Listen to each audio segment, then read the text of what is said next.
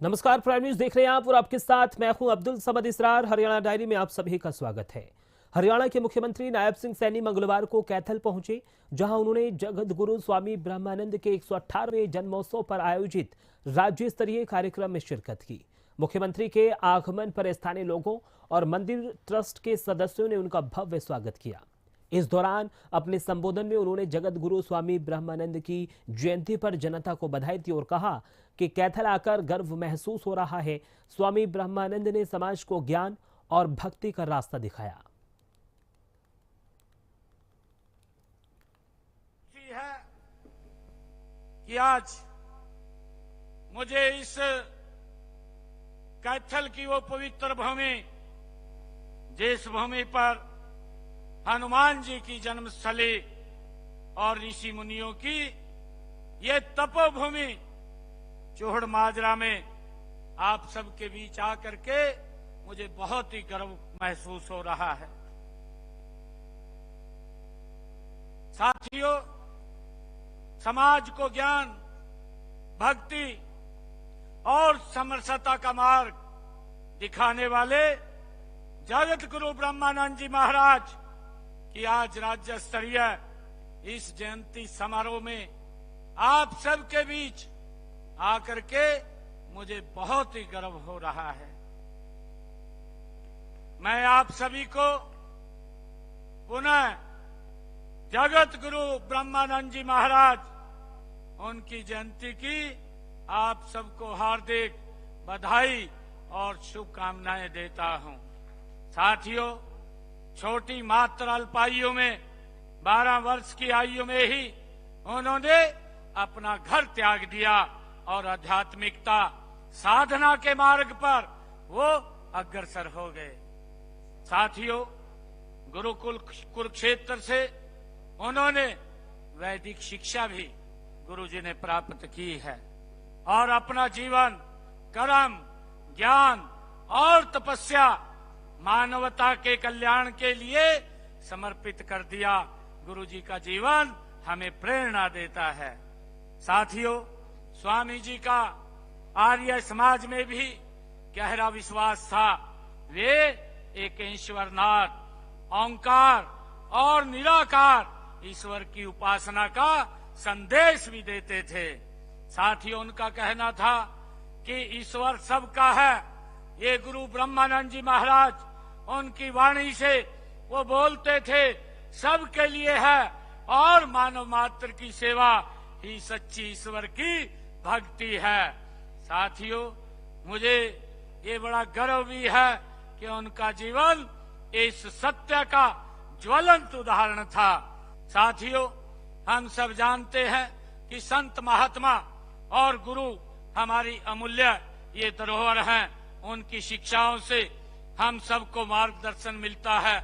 हम सब की जिम्मेवारी है कि हम इन महान विभूतियों की विरासत को संभालें और उनको सहेजें, ताकि आने वाले समय में आने वाली पीढ़ियों को उस ज्ञान के बारे में, उन शिक्षाओं के बारे में उनको निरंतर उसकी जानकारी मिलती रहे। साथियों, इसी उद्देश्य से हमने हरियाणा प्रदेश में संत महापुरुष सम्मान एवं विचार प्रसार योजना ये चलाई हुई है और इसके तहत संतों और महापुरुषों के संदेश को जन जन तक पहुंचाने का काम हमारी सरकार कर रही है, ताकि साथियों आने वाली पीढ़ी उनसे प्रेरित होकर उनके जीवन से मार्गदर्शन प्राप्त कर सके। साथियों, हमारी सरकार गुरु ब्रह्मानंद जी की शिक्षाओं को जन जन तक पहुंचाने के लिए हम प्रतिबद्ध हैं। जब हम हरियाणा एक, हरियाणवी एक की बात करते हैं तो उसमें गुरु ब्रह्मानंद जी की शिक्षाओं को एक झलक उसमें दिखाई देती है। हरियाणा विधानसभा का शीतकालीन सत्र सोमवार को अनिश्चितकाल के लिए स्थगित कर दिया गया। सत्र में हुई 4 बैठकों के दौरान 23 घंटे तक जनहित से जुड़े मुद्दों पर विस्तार से चर्चा हुई। सत्र खत्म होने के बाद मुख्यमंत्री नायब सिंह सैनी ने प्रेस कॉन्फ्रेंस करते हुए कहा है कि सत्र में जिस तरह से चुनाव सुधार प्रक्रिया पर चर्चा की गई, ये भारतीय लोकतंत्र की शुद्धता, राष्ट्रीय सुरक्षा सुनिश्चित करने का एक अनिवार्य संवैधानिक सुरक्षा कवच है। साथ ही उन्होंने कांग्रेस पर भी जमकर निशाना साधा। पूरा हरियाणा प्रदेश जानता है कि चर्चा को बीच में छोड़ करके रफू चक्कर हो जाना, विपक्ष कितना गंभीर है हरियाणा प्रदेश के लोगों के जनहित के मुद्दों को लेकर के, ये इस बात से साबित होता है। और मैं ये भी बताना चाहता हूं कि जो नो कॉन्फिडेंस मोशन लेकर के आए, हमें हमारे पार्लियामेंट जो अफेयर मिनिस्टर हैं, माननीय अध्यक्ष जी को उन्होंने आग्रह किया कि जो लोग ये अविश्वास प्रस्ताव लेकर के आए वही लोग यहां पर नहीं है, और ये अविश्वास प्रस्ताव हरियाणा प्रदेश के 2,80,00,000 लोगों की भावनाओं को ठेस पहुंचाने वाला यह अविश्वास प्रस्ताव लेकर के आए, इसको रिजेक्ट किया जाए। माननीय अध्यक्ष जी ने उस बात को सुना और रिजेक्ट हुआ।